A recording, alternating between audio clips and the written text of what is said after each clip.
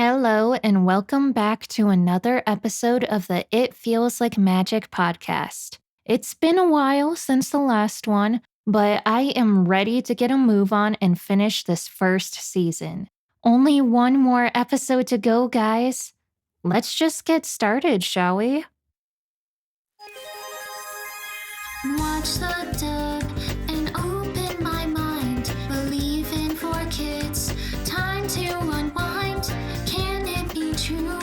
Let's wait and see if we're kids that can do everything amazing. Rewatching Winx, come join the fun. Rewatching Winx. Let's have some fun. Rewatching Winx. Before we really dive into the episode, let's first do a quick recap to make sure we're all on the same page. Season 1, Episode 23, The Search for the Flame. Flora, Tecna, and Musa are prepping for the worst. Meanwhile, Bloom and her newly formed squad are searching Cloud Tower. The Trix cook up a devilish scheme to give Bloom false hope and then squash it. So Bloom is still powerless. Luckily for them, Headmistress Griffin saves the day and slows down the Trix so that her students can evacuate. Unfortunately, the Winx come back to Alfea empty-handed. The episode ends with Sky deciding to stay behind to stop monsters from following the other students. Bloom goes with him so she can be of some sort of help. But worst comes to worst, and Sky's Wind Rider crashes, sending them both flying into the forest. Okay, and that's pretty much everything you need to know for this episode. So let's dive into some notes. Things are pretty serious this time around since we're so close to the finale, so I really don't have too much down for this one, but let's just go through it anyways. So, first things first, I was kind of confused. For some reason, Tecna seemed kind of excited about the fate of the world being in her hands. I mean, I get where she's coming from. It's really nice to be able to finally put everything she's been learning to use. But the way that it came out, it almost seemed like she was happy that everyone was in danger, which was kind of, I don't know, it was just funny to me.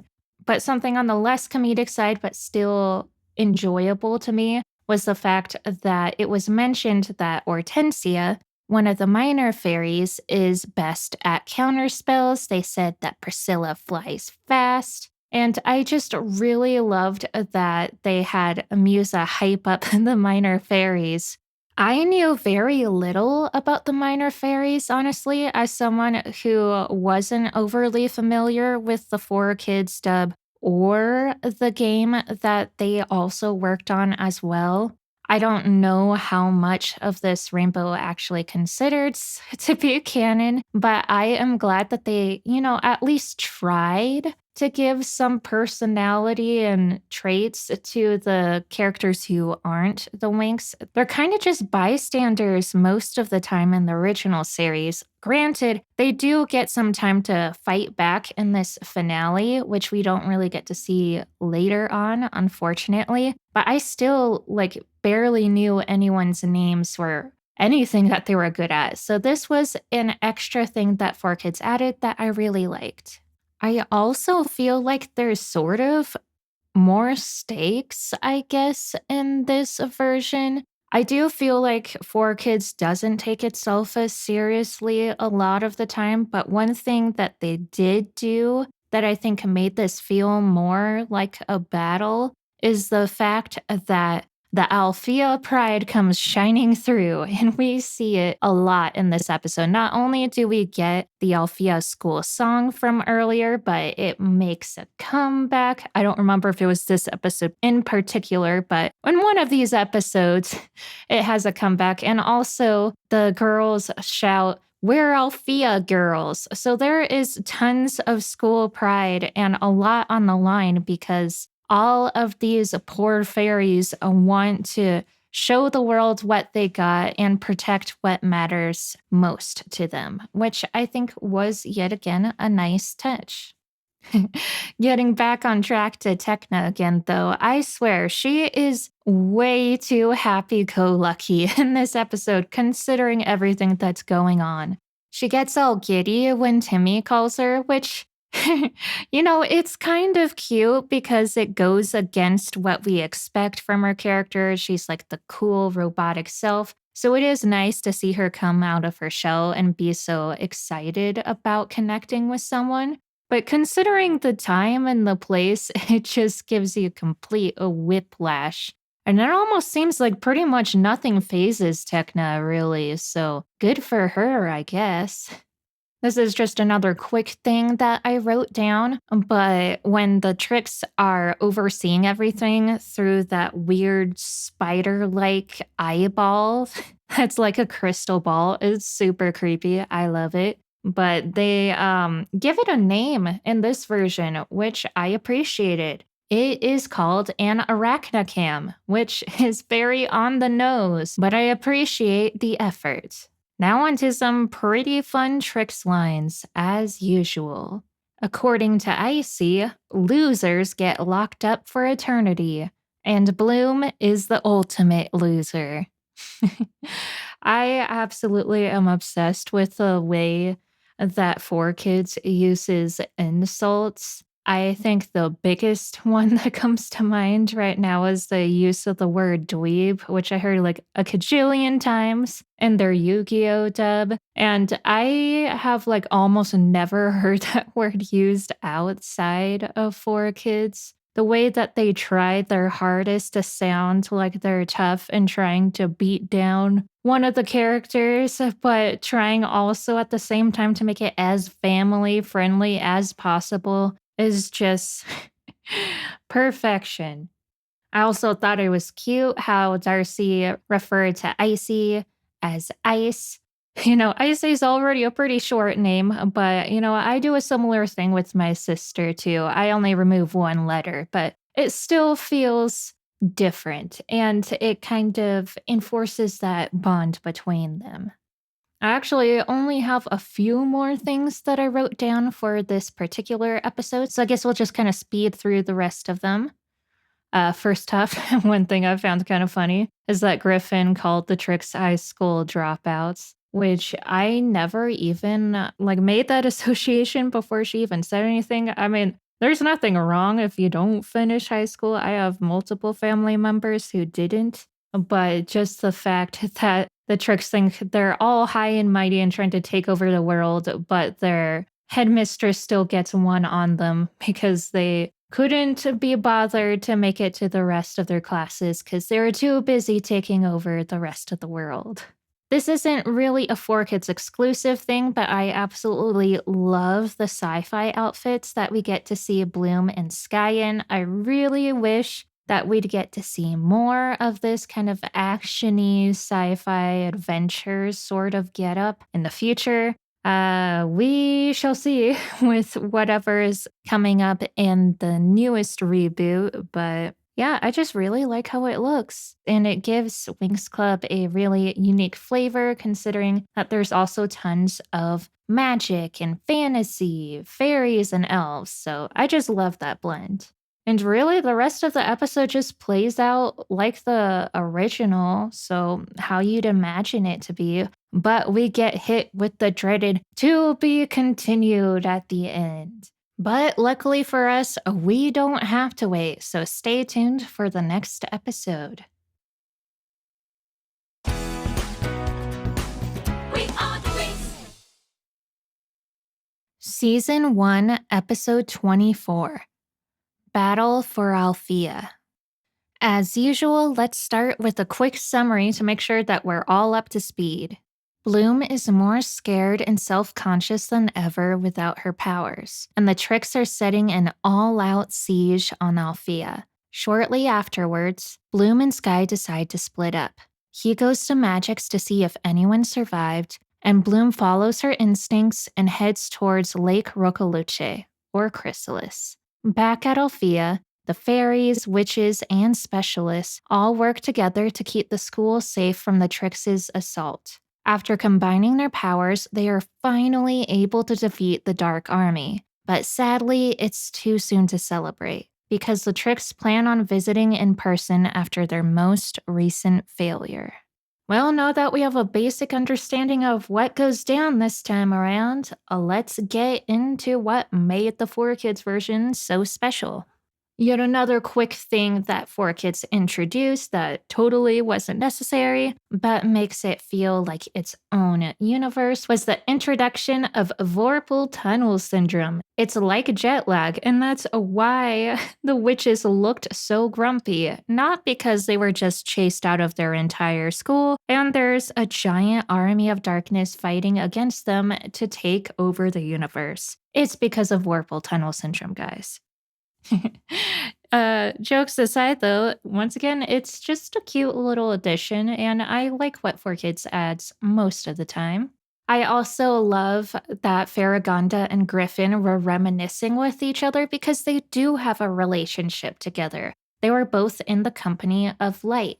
And one of the things they're reminiscing about was the fact that at one point, Headmistress Griffin left Alfea only a few inches tall, which probably had huge ramifications, but I guess it's a funny prank. At least it is since they're laughing about it now. One thing I also liked that 4Kids did that actually deepened the story is that they tied together Sky's identity crisis. Is he Prince Sky? Is he Brandon? With Bloom feeling like a fraud. She couldn't even tell that she was being lied to, and now she's completely powerless.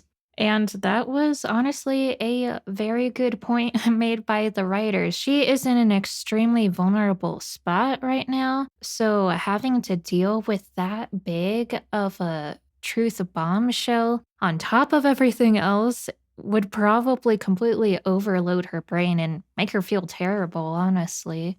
So kudos to the writers for that one. That's something that I think was actually an improvement. Adding on to the stuff that 4Kids added here, we get confirmation that Icy, Darcy, and Stormy are descendants of the original coven, who would be the ancestral witches in the original.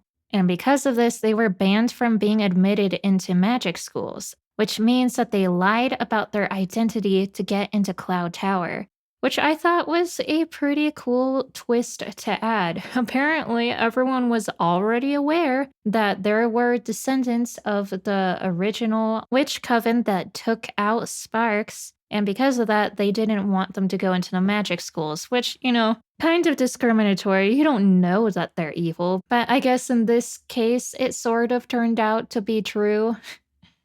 We also get another fun line from Icy. She says, That school is finally gonna get the schooling it deserves. which is very, very redundant and silly. But once again, I love 4Kids' dialogue that sounds like preschoolers arguing in the sandbox. Next up on the list, we also get another cute nickname moment. Stella calls Flora Flo, which I absolutely love. It's super cute, and I love seeing some type of closeness between the two because we don't see Stella and Flora team up that much. And honestly, I think they'd make a pretty interesting duo. So seeing that Stella cares enough about her to give her a cutie nickname was a plus. Going back to Sky and Bloom, though, 4Kids actually did a lot right in this rewrite, I guess, of the episode. When Bloom is feeling more unsure of herself than ever, Sky comforts her. And what he said was actually super heartwarming. He tells Bloom that he already knows who she is. She's still that girl from Gardenia that he met. And honestly, Sky cheering up Bloom is the least he can do considering all that he put her through. But I think he did a pretty darn good job. It honestly made me feel like tearing up a little bit because it reminded me of why I actually really liked Bloom in the first few seasons when I was a kid watching the show. She's super unsure of herself, out of her element, and hot-headed. But even before she was a fairy and she knew she had any sort of special power, she still was willing to stand up and fight for what was right and put herself in danger. She tried her best to protect Stella even before she knew she had the power to. And she's also honestly pretty clever. She's always been one of the main team strategists. And honestly, the fact that Sky could see all of this in her from the very first date that they met was really sweet and almost makes me wish that their relationship was better handled because this was a really great setup for the two. Later on, Griffin and Farragonda team up, and once again, I really wish we could see more of that later on in the series since they were part of the same team once, and they both just are some of the coolest characters in the series. Speaking of cute romantic relationships, we get a moment with Stella and Brandon as well. Stella calls Brandon Page Boy teasingly, which does make him a bit upset, but she makes up for it by saying that she doesn't care about his background, especially considering her parents' relationship. So those two have officially made up, and I couldn't be more glad. Tiny detail, I already mentioned this in the description, but Lake Roccolice, which I believe is just light rock in Italian, is changed to Lake Chrysalis, which is kind of inconsequential in the grand scheme of things, but the more you know. Now, on to a scene that I was worried about. I covered this scene in my Darkest Moments of Winx video. I think it may have even been pretty close to the top, if not number one. It was the scene when Sky goes back to Magic's and sees everything destroyed and seemingly sees an endless barrage of corpses around him. I think canonically, they were just cocooned citizens, but even that is quite a bit, especially when you look at their expressions and the way they're drawn. I had a feeling that 4Kids would soften this because they have their family friendly image, even though they adapted Yu Gi Oh!, which, in my opinion, is kind of far from the traditional American family friendly ideal, but I digress.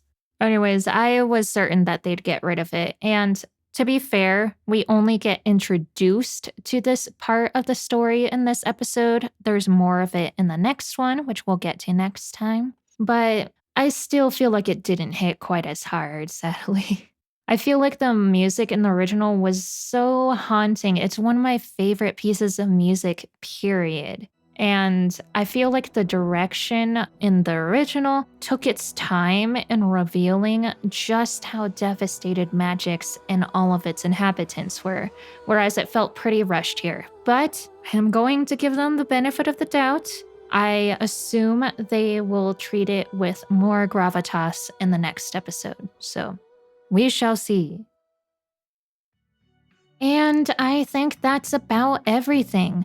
As always, thanks so much for listening and sticking around with me throughout this project of mine. I know I've been pretty sporadic with uploading, but I am determined to at the very least get through this season while the year is still new. Tune in next time for the final installment of Season 1, It Feels Like Magic.